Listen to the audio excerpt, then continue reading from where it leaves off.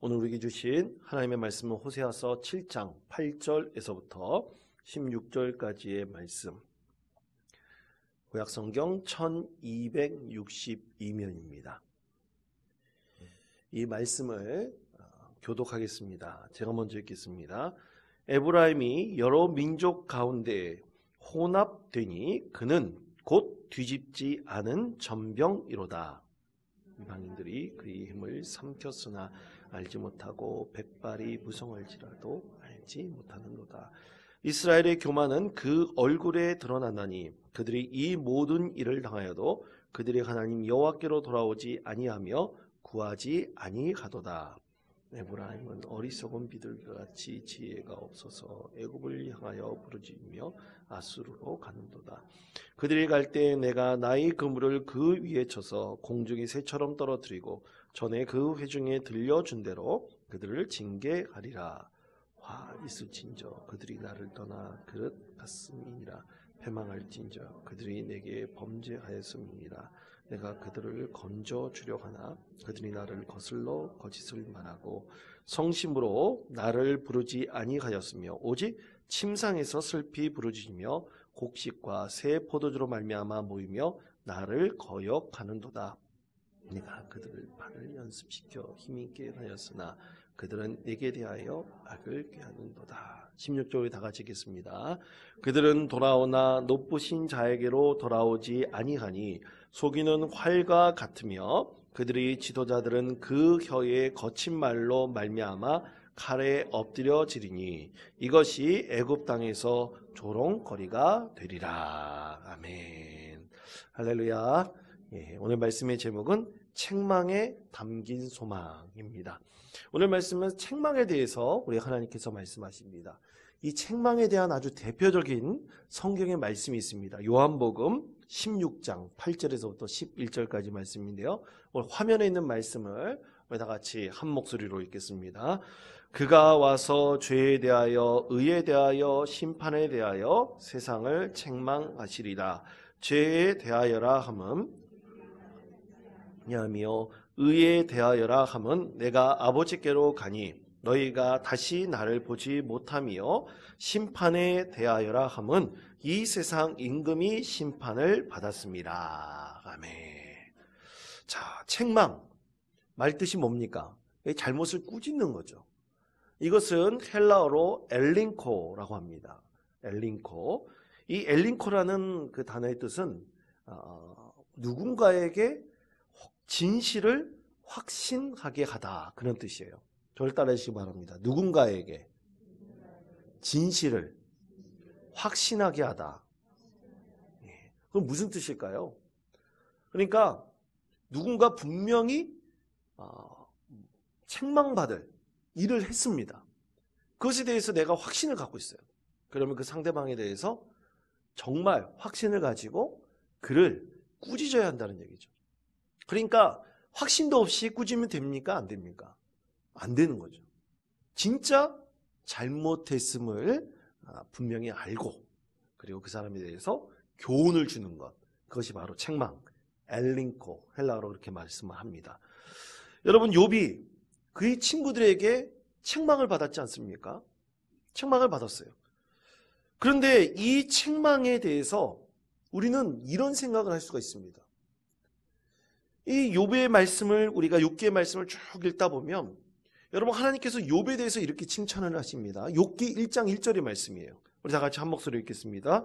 우스 땅에 욥이라 불리는 사람이 있었는데 그 사람은 온전하고 정직하여 하나님을 경외하며 악에서 떠난 자더라. 아멘. 그렇습니다. 욥이 이런 사람이에요.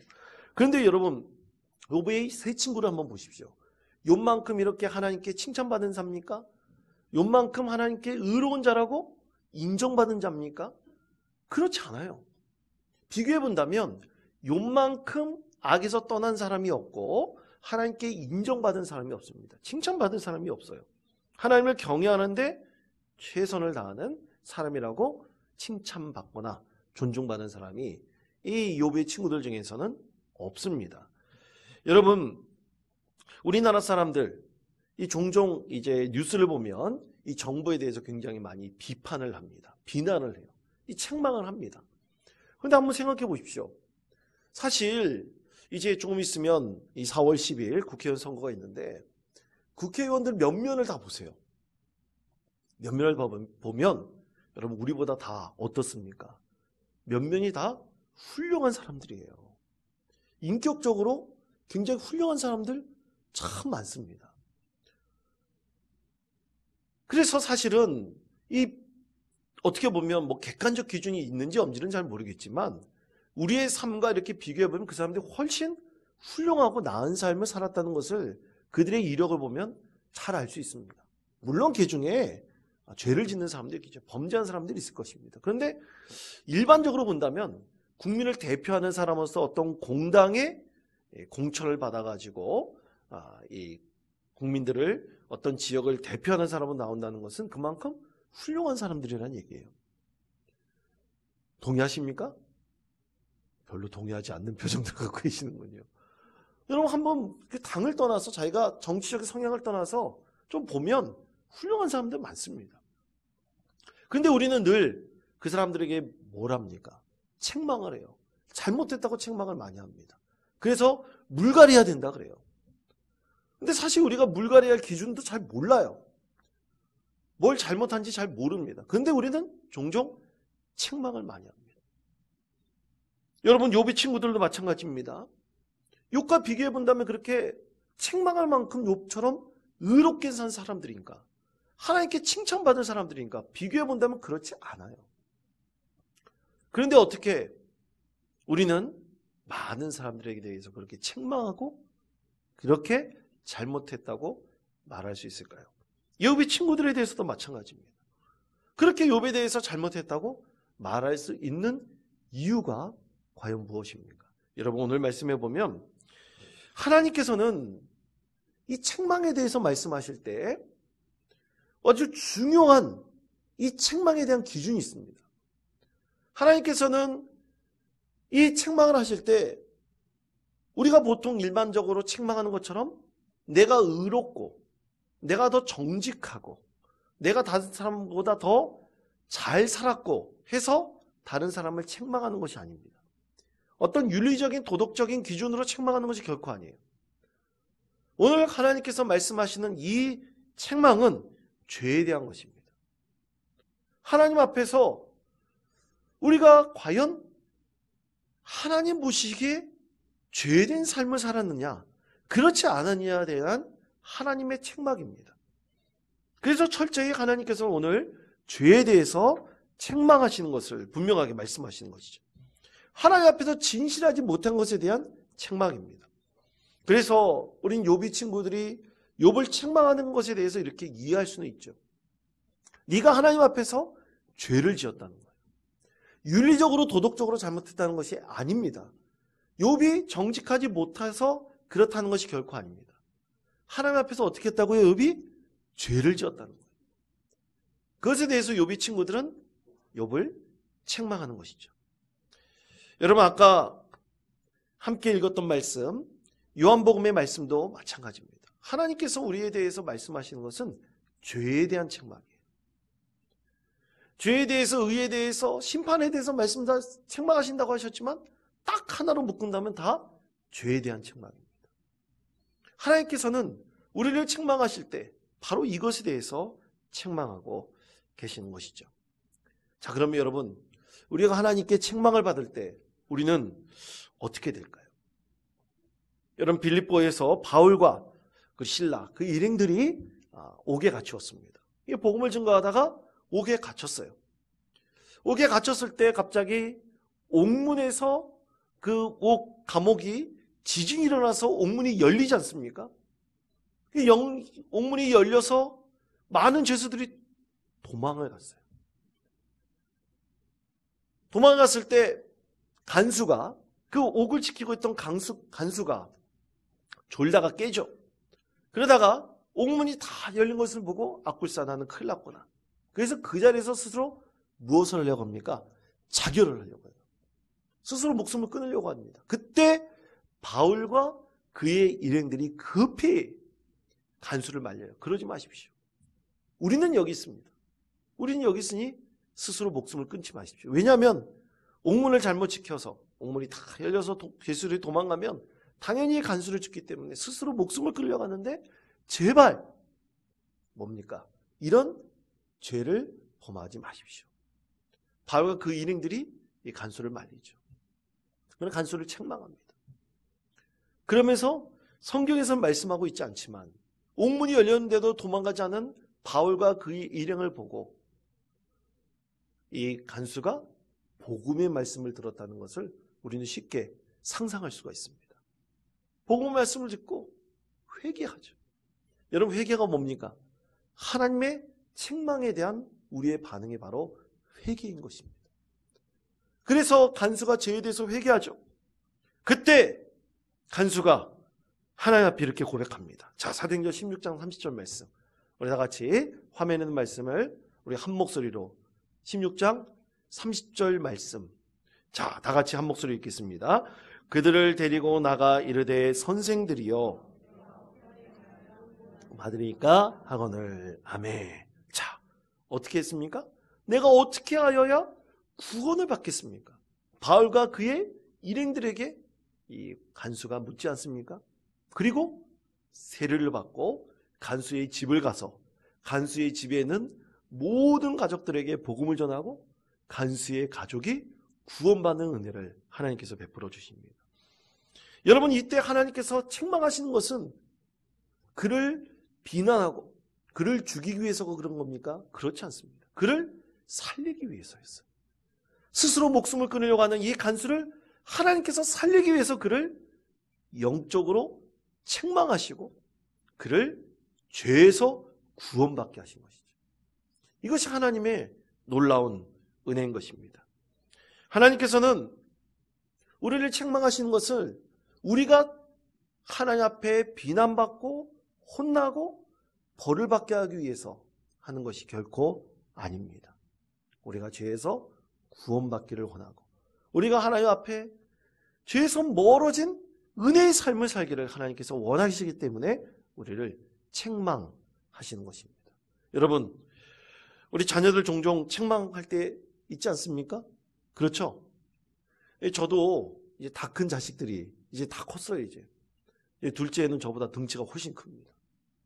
아마 저하고 힘으로 붙으면 제가 아마 우리 아이들한테 질 거예요. 그런데 종종 아이들에 대해서 책망할 때가 있습니다. 꾸짖을 때가 있어요. 왜 꾸짖습니까? 아이들이 잘 되게 하기 위해서인 거죠. 여러분, 잘 되게 하기 위해 그 부모의 마음에는 근본이 뭐가 있습니까? 사랑하기 때문이에요. 사랑하기 때문에 자녀들에 대해서 끊임없이 책망하는 것입니다. 여러분, 80 먹은 노인네가 자녀를 위해서 책망할까요? 책망하지 않을까요? 책망합니다. 저희 아버지도 아마 저희 어머니도 지금 제 설교 듣고 계시면서 설교 잘해라 계속 책망하고 계실 거예요. 분명합니다. 여러분, 그것은 우리가 죽을 때까지 마찬가지예요. 여러분, 하나님께서 우리를 책망하시는 이유는 우리를 진심으로 사랑하시기 때문입니다. 예수 그리스도라는 자기의 독생자 예수 그리스도를 우리를 위해서 죽게 하시면서까지 사랑하시기 때문에 우리를 언제까지 책망하십니까? 우리를 끝까지 책망하시고 구원하기를 원하시는 것이 하나님의 마음입니다. 그래서 오늘 하나님께서는 이 호세아 선지자의 말씀을 통해서 북이스라엘 백성들을 책망하십니다. 이것은 이스라엘의 죄에 대한 책망입니다. 이렇게 책망하실 때 북이스라엘 백성이 하나님의 책망으로 미래에 대한 소망을 갖게 하셔요. 하나님께서 괜히 꾸짖는 것이 아닙니다. 현실의 잘못에 대해서만 말씀하시는 것이 아니에요. 하나님께서는 현실을 딛고 미래의 소망을 갖기를 원하시기 때문에 이스라엘 백성들이 죄에서 멀어져 하나님 뜻을 이루어 진정으로 그들이 미래에 대한 소망을 갖기를 간절히 원하고 계시죠. 자, 그러면 하나님께서 이 책망에 담긴 소망, 우리 말씀의 제목이지 않습니까? 이 책망에 담긴 소망을 이루려면 어떻게 해야 될까요? 하나님께서는 오늘 말씀에서 세 가지 이 비유를 말씀하십니다. 첫째는 뒤집지 않은 전병이 되지 말아야 합니다. 저를 따라해 주시기 바랍니다. 뒤집지 않은 전병이 되지 말아야 합니다. 뒤집지 않은 전병이 되지 말아야 합니다. 자, 호세아 7장 8절의 말씀 우리 한 목소리로 읽겠습니다. 에브라임이 여러 민족 가운데에 혼합되니 그는 곧 뒤집지 않은 전병이로다. 아멘. 자, 에브라임은 북이스라엘을 상징하죠. 에브라임이 뒤집지 않은 전병이다라고 했습니다. 이게 대체 무슨 뜻일까요? 한 1년 전에 성지순례 갔을 때 이 이스라엘 사람들, 유대인들이 주로 먹는 주식이 있습니다. 피타빵이라는 주식이 있어요. 화면 한번 잠 보여주시기 바랍니다. 피타빵이라 저렇게 생겼습니다. 이 젖빵이 가운데가 되게 보들보들하고 맛있어요. 정말 맛있습니다. 근데 희한한 게 현지에서 먹으면 되게 맛있는데 사갖고 오면 어때요? 맛이 별로 없어요. 그러니까 다시 한번 사진 보여주십시오. 저 빵에 이 가운데가 이렇게 비어 있습니다. 팥빵처럼 가운데가 비어 있어요. 팥이 있는 것이 아니고 비어 있어요. 그러면 그것을 잘라가지고 거기다가 고기나 야채 같은 것을 넣어가지고 먹어요. 굉장히 맛있습니다. 근데 여러분 저 빵을 보시면 겉이 어떻습니까? 겉이 바삭하게 이 노랗게 익어 있죠. 그럼 저 빵을 구울 때 어떻게 굽습니까?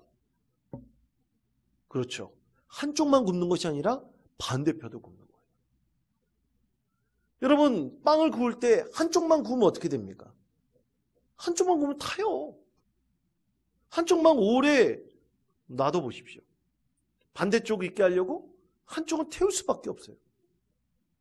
오늘 하나님께서 이 뒤집지 않은 전병이라는 것은 한쪽만을 그냥 굽고 있는 북이스라엘 백성들에 대해서 말씀하시는 거죠. 그렇게 비유하신 것입니다. 그러면 뒤집지 않은 전병의 모습은 무엇입니까? 한쪽만 이어가고 한쪽은 익지 않아요. 그러니까 다시 말해 한쪽은 하나님만을 섬기고 다른 쪽은 어떤 것입니까? 이방신을 섬기고 있는 뒤집지 않은 전병과 같이 설익은 빵에 대해서 설익은 북이스라엘 백성들에 대해서 하나님께서 말씀하고 계시는 것이죠. 이스라엘 백성들이 한쪽만 구운 빵이 되었다. 제대로 빵이 되지 못했다는 얘기입니다. 먹을 수가 없는 빵이에요.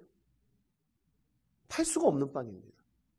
제대로 익어서 먹을 수 있는 그런 빵이 돼야지 소화도 잘 시킬 텐데 한쪽만 타고 한쪽만 익지 않았으니 어떻게 이 빵을 먹을 수 있겠습니까? 폐기시켜버려야 되죠.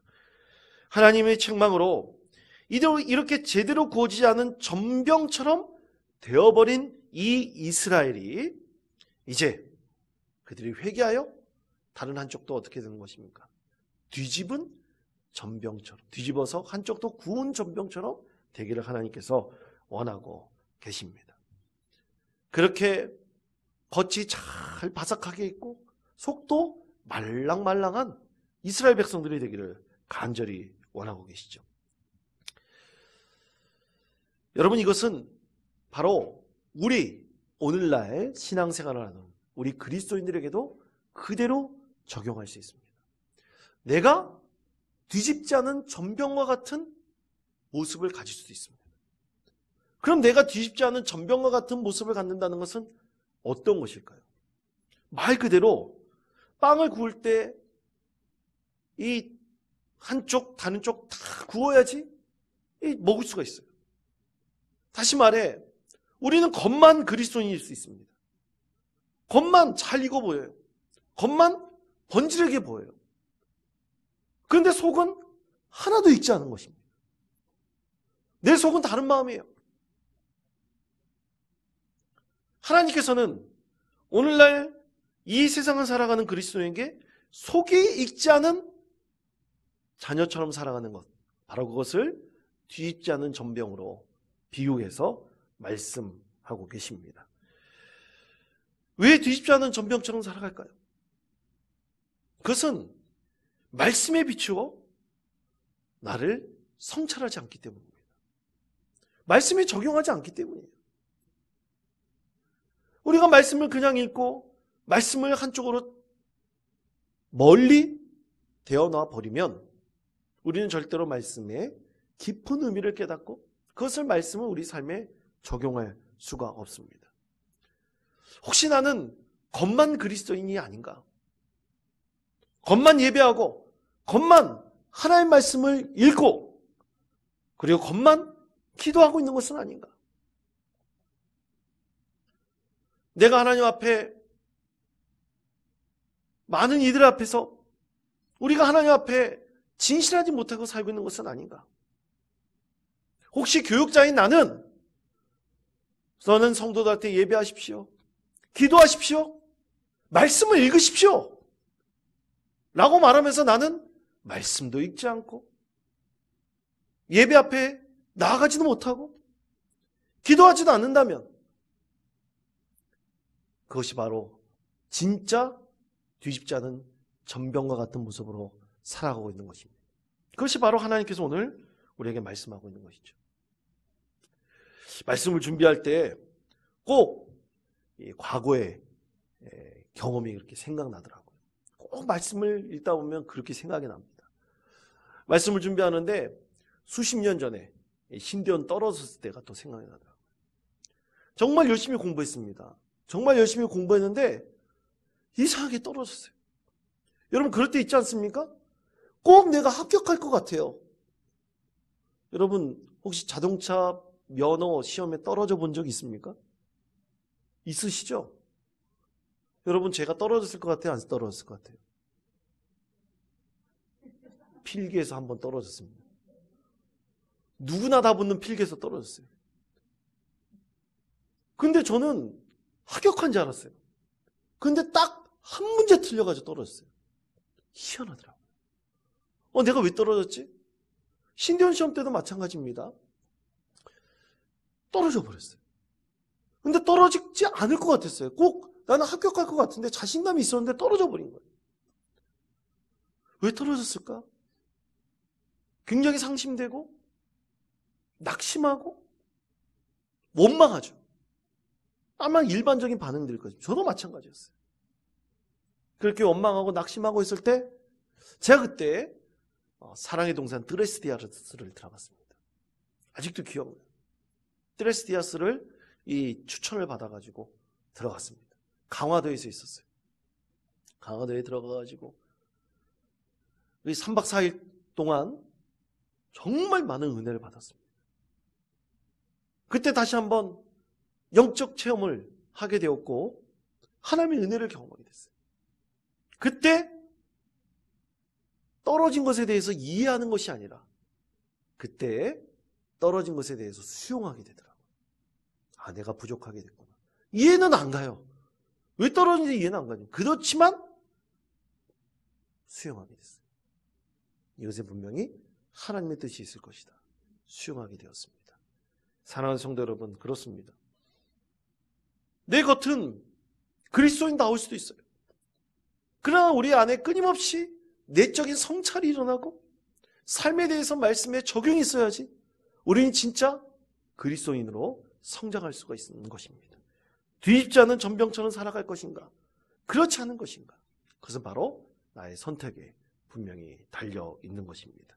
사랑하는 성도 여러분, 항상 우리를 한쪽만 있게 하지 마시고 다른 한쪽도 있게 하는 믿음의 성도 되시기를 바랍니다. 그래서 우리가 정말 말랑말랑한 빵처럼 먹기에 부족함이 없도록 우리 하나님께서 뒤집은 전병과 같은 모습으로 살 수 있도록 우리를 성장시켜 주실 것입니다. 자, 두 번째는 어리석은 비둘기가 되지 말아야 합니다. 따라해 주시기 바랍니다. 어리석은 비둘기가 되지 말아야 합니다. 어리석은 비둘기가 되지 말아야 합니다. 자, 호세아 7장 11절 12절 말씀 다 같이 한 목소리로 읽겠습니다. 에브라임은 어리석은 비둘기같이 지혜가 없어서 애굽을 향하여 부르짖으며 아수르로 가는도다. 그들이 갈 때 내가 나의 그물을 그 위에 쳐서 공중의 새처럼 떨어뜨리고 늘려준 대로 그들을 징계하리라. 아멘. 자, 여러분, 우리 머리 나쁜 사람 그리고 지혜 없는 사람, 이런 사람을 가리켜 새 뭐라 그럽니까? 예? 조두라 그러죠. 근데 여러분, 새에게 머리라는 얘기를 쓸까요, 안 쓸까요? 머리라는 얘기는 사람에게만 쓰는 겁니다, 여러분. 짐승들에게는 다 뭐라 그래요? 예? 대가리라 그럽니다. 예? 오늘 이스라엘 백성들에게도 주시는 말씀이 그거예요. 하나님께서 이스라엘 백성들을 비둘기같이 지혜가 없다 그랬어요. 그건 뭡니까? 새 모모처럼 이스라엘 백성들 그렇게 지혜 없이 행동한다고 말씀하고 있는 것이죠. 아마 이것은 우리나라 사람들하고 똑같나 봅니다. 그러면 지혜 있는 자는 어떻게 행동할까요? 지혜 있는 자는 상황 판단을 참 잘합니다. 상황 판단을 잘하면 행동하는 것이 무엇인지 분명히 알아요. 그대로 행동을 합니다. 이스라엘 백성에게 하나님께서 원하시는 것은 뭡니까? 이스라엘 백성들의 행동을 보십시오. 오늘 그 7장 11절 하반 부분에 보십시오. 애굽을 향하여 부르짖으며 아수르로 가는도다 그랬어요. 이게 무슨 뜻입니까? 애굽에게 가서 우리를 도와주세요 그러면서 자기네 몸은 어디로 가요? 아수르에게로 향하는 거예요. 얼마나 바보 같은 짓입니까? 얼마나 조두 같은 짓입니까? 말도 안 되는 짓이죠. 지금 이스라엘 백성들이 이렇게 하고 있다는 거예요. 여러분 이렇게 행동하면 절대로 신뢰를 줄 수가 없습니다. 여러분 이런 것을 가리켜 우리는 쓰는 말들이 되게 많아요. 간에 붙었다, 쓸개 붙었다 하는 사람. 또 뭐라고 말합니까? 박쥐 같은 사람, 철새 같은 사람. 우리가 사용하는 말들 참 많습니다. 기회주의자라고도 말을 하죠. 오늘 북이스라엘의 백성들, 사실은 지도자들을 말하는 것이죠. 지도자들이 똑바로 서야 됩니다. 근데 지도자들이 오늘 어떻게 쓰고 있어요? 간에 붙었다, 쓸개 붙었다 하고 있다. 애굽이 강해 보이면 애굽에 붙고 아수르가 강해 보이면 어디에 붙는 것입니까? 아수르에 붙는 거예요. 이런 행동을 하면서 어떻게 다른 여러 나라들에게 신뢰를 줄 수 있겠습니까? 그럴 수 없는 것이죠. 오늘 하나님께서는 이스라엘 백성들의 이 헛된 소망을 바라보면서 참된 믿음을 가지라고 먼저 말씀하고 계십니다. 참된 믿음을 누구를 향한 것입니까? 하나님을 향한 거예요. 너희들이 먼저 애굽에 붙었다, 아수르에 붙었다 이렇게 하지 말고 너희들이 진정한 마음은 어디로 향해야 되느냐? 하나님께로 향해야 됩니다.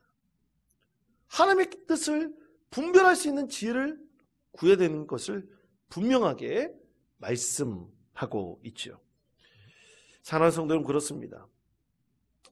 우리 그리스도인들이 오늘날 살면서 참 안타깝게 우리가 생각하는 것, 믿음이 있고 영적인 통찰에 있는 그리스도인들이 참 안타깝게 생각하는 것은 오늘 많은 젊은 세대뿐만 아니라 또 많은 사람들이 하나님을 알지 못하는 방황하는 삶을 살아간다는 것입니다. 우리 아이들에게 진정으로 원하는 것은 우리 아이들이 하나님을 알고 예수 그리스도를 알고 성령님을 아는 인생을 살아가기를 우리가 간절히 원하고 있는 것이죠. 그런데 방황하고 있습니다. 많은 사람들이 방황하고 있어요. 그 이유는 뭡니까? 딱 하나죠. 그것은 인생의 자기 결정권이 오직 자기에게만 있다고 착각하고 있기 때문인 것입니다. 우리의 인생의 진정한 결정권은 하나님께서 갖고 계시다. 인생의 진정한 주인이 하나님이시라는 것을 알게 된다면 마음대로 행동할 수 없을 것입니다. 오히려 하나님 뜻을 분별하고 한결같은 믿음을 갖기를 진정으로 원할 것입니다. 그러므로 사랑하는 성도 여러분, 우리 미래 세대뿐만 아니라 우리 자녀들 또 내 자신에게 진정한 소망이 있다면 우리는 이리 붙었다 저리 붙었다 하는 지혜 없는 새와 같이 비둘기같이 사는 것이 아니라 어떻게 해야 됩니까? 하나님께 뜻을 구하고 하나님이 나의 인생의 주인 되심을 늘 고백하며 내 인생이 어디를 가든지 무엇을 하든지 하나님만을 바라보는 믿음이 갖기를 간절히 원하는 것입니다. 그때 하나님께서 우리뿐만 아니라 우리 자녀들 모두를 하나님 나라에 귀하게 쓰임받는 주님의 귀한 자녀로 세워주실 것입니다. 마지막 세 번째는 이렇게 비유하십니다. 속이는 활이 되지 말아야 합니다. 이렇게 비유하십니다. 저를 따라하시기 바랍니다. 속이는 활이 되지 말아야 합니다. 속이는 활이 되지 말아야 합니다. 자, 호세아 7장 15절에서부터 16절까지 말씀. 다 같이 한 목소리로 읽겠습니다. 내가 그들 발을 연습시켜 힘있게 하였으나 악을 꾀하는도다. 그들은 돌아오나 높으신 자에게로 돌아오지 아니하니 속이는 활과 같으며 그들이 지도자들은 그 혀의 거친 말로 말미암아 칼에 엎드려지리니 이것이 애굽 땅에서 조롱거리가 되리라. 아멘. 자, 활에 대해서 말씀하고 계세요. 한번 사진 하나를 좀 봐주시기 바랍니다. 자, 저 활은 사실 옛날에 서양에서 쓰던 활이에요. 우리나라 활하고 다르게 생겼죠. 우리나라 활은 이 활 모양으로 휘어져 있습니다. 그런데 서양의 활은 어떻게 해요? 막대기 같은 것을 휘어요. 그래서 활실을 걸어가지고 당기게 되어 있습니다. 근데 여러분, 저렇게 생긴 활이 휘어져 있다고 생각해 보세요. 거의 펴져 있습니다. 서양 활은 펴져 있어요. 그래서 저거를 당겨가지고 그 힘으로 쏘는 것이죠. 튕겨서 나가기 위해서 하는데 저 활이 둥그렇게 휘어져 있다고 생각해 보세요. 그렇게 휘어져 있으면 아무리 팔을 훈련시켜가지고 힘있게 만들어서 이 활을 구부려도 이 활에는 절대로 활시위의 그 힘으로 당겨서 날아갈 수 없을 거예요. 화살이 날아갈 수 없을 거예요. 관역을 향해 날아갈 수 없을 것입니다. 왜냐하면 이미 활이 휘어져 있기 때문이에요. 힘을 받을 수가 없습니다. 오늘 하나님께서 그것을 말씀하고 계시죠. 아무리 팔을 연습시켜가지고 활시위를 당길 수 있을 만큼 강한 이 팔을 주더라도 활이 휘어져 있는데 어떻게 됩니까? 힘을 받을 수가 없죠. 아무 소용이 없습니다. 날아갈 수 있는 이 활의 능력이 없기 때문이죠. 또 하나님께서 비유하시는 것은 이 구부러진 활처럼 이것을 속이는 활을, 속이는 혀라고 말씀하고 계세요. 거짓된 혀입니다. 항상 음모를 꾸미는 이 혀를 말씀하고 있죠. 그래서 이 속이는 혀이기 때문에 하나님께로 돌아가야 되는데 하나님께 돌아가지 않는 것입니다. 여러분, 성경 말씀에는 이런 속이는 혀에 대해서 말씀하고 있는 이야기들 참 많이 있어요. 그 중에서 마태복음 21장에 보면 두 아들 이야기가 있습니다. 두 아들 이야기가 있는데요. 아직 넘기지 말으시면 두 아들 이야기가 있는데요. 이 아들 중 아버지가 큰 아들에게 포도원에 가서 일을 하라고 그랬어요. 포도원에 가서 일을 하라고 했는데 이 큰 아들이 아버지 가겠습니다. 이렇게 말하고 어떻게 합니까? 안 가요. 둘째 아들에게 아버지가 얘기했습니다. 포도원에 가서 일을 하라. 둘째 아들이 안 갈 거예요. 그랬어요. 근데 나중에 어떻게 했습니까? 둘째 아들이 포도원에 가서 열심히 일을 했습니다. 그때 하나님께서 말씀하시죠. 마태복음 21장 31절 상반부분의 말씀. 우리 화면의 말씀을 다 같이 한 목소리로 읽겠습니다. 그 둘 중에 누가 아버지의 뜻대로 하였느냐. 아멘. 자, 그렇습니다. 하나님께서 원하시는 믿음의 사람은 하나님 뜻대로 순종하는 거예요. 속이는 혀로 갖고 있는 것이 아닙니다. 가겠습니다 하고 말 안 듣는 것이 아니에요. 안 가겠습니다 할지라도 마음에 깨달음을 얻어서 하나님의 뜻대로 행하는 사람. 바로 이것을 하나님께서 말씀하고 계십니다. 이런 사람을 하나님께서 기뻐하시죠. 사랑하는 성도 여러분, 하나님께서는 우리의 능력이 되십니다. 믿으십니까? 우리의 능력이 되시는 하나님께서 어떤 어려움도 어떤 곤란도 있을 수 있도록 우리 팔을 단련시켜 주실 것입니다. 그러면 여러분, 우리가 갖고 있는 활을 미리 휘어놓으면 안 돼요. 관역에 정확히 쏠 수 있도록 우리는 단련하고 우리가 갖고 있는 이 활을 잘 쏠 수 있도록 해야 됩니다. 그리고 나의 갖고 있는 능력을 속이는 혀로 삼으면 안 돼요. 하나님 앞에 온전하게 쓰임 받을 수 있는 능력의 활을 가지고 있어야 됩니다. 오늘 하나님께서 말씀하십니다. 오직 뒤집지 않은 정령, 어리석은 비둘기, 속이는 활로 살기를 원치 않으십니다. 하나님께서 책망하시면 그 책망을 우리는 온전히 받아줘야 돼요. 하나님의 책망은 누구를 통해서도 우리에게 들려줄 수 있습니다. 어린아이의 말을 통해서도 들릴 수 있어요. 설교자를 통해서도 들릴 수 있습니다. 어떤 상황 가운데서도 들려줄 수 있습니다. 이 하나님이 책망이라면 우리는 그것을 잘 받고 우리 안을 더욱더 성장시키는 은혜의 열매로 삼으면 됩니다. 그때 하나님께서 미래의 소망을 더욱더 주시고 우리 삶을 더욱더 풍성한 은혜의 삶으로 만들어 주실 것입니다. 여러분, 이 모든 것은 우리의 선택에 달려 있습니다. 자, 누가복음 10장 42절 이 하반 부분의 말씀 우리 다 같이 한 목소리로 이 말씀 읽겠습니다. 마리아는 이 좋은 편을 택하였으니 빼앗기지 아니하리라 하시니라. 아멘.